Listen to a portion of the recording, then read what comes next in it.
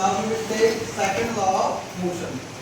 The acceleration of the body is directly proportional to the net force acting on the body and inversely proportional to the mass of the body.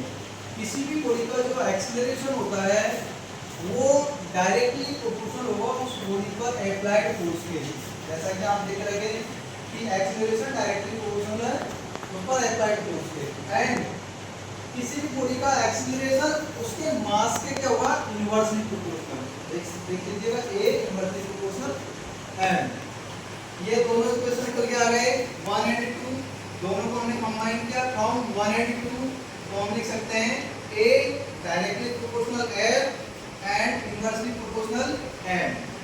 जब हम proportionality का symbol हटाते हैं तो यहाँ क्या आ जाता है, कांस्टेंट के आ जाता है जिसका इंटरनेशनल सिस्टम ऑफ न्यूटन में वैल्यू क्या होता है 1।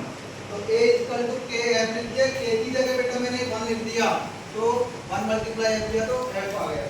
तो a equal to F upon M और फिर इसका क्रॉस मल्टीप्लिकेशन करेंगे आप लोग तो एफ इक्वल टू क्या आ जाएगा M N. That is formula of force. So now we can say that here Newton का जो सेकंड लॉ है बेटा वो हमें क्या देता है, फोर्स का फार्मूला निकाल के देता है। ये आप जानते हैं कि फोर्स का फार्मूला क्या होता है, मास मल्टीप्लाई एक्सीलरेशन। ये देखिए कैसे निकल के आया वो हमने आपको निकाल के बताया F इक्वल टू m। अब ये तो होया बेटा इस वाली फॉर्म में। अब हम इस फोर्स का formula F equal to ma कौन सी फॉर्म में निकालेंगे, मोमेंटम की फॉर्म में निकालेंगे। आप लोगों को मैं ऑलरेडी बता चुका हूँ व्हाट इज द मोमेंटम, जिसको हमने डिनोट किया था किससे बेटा, p से। p इक्वल टू क्या निकाला देखा था हमने, mv।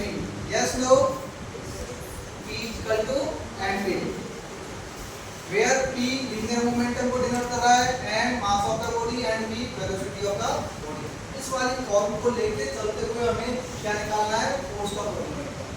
ओके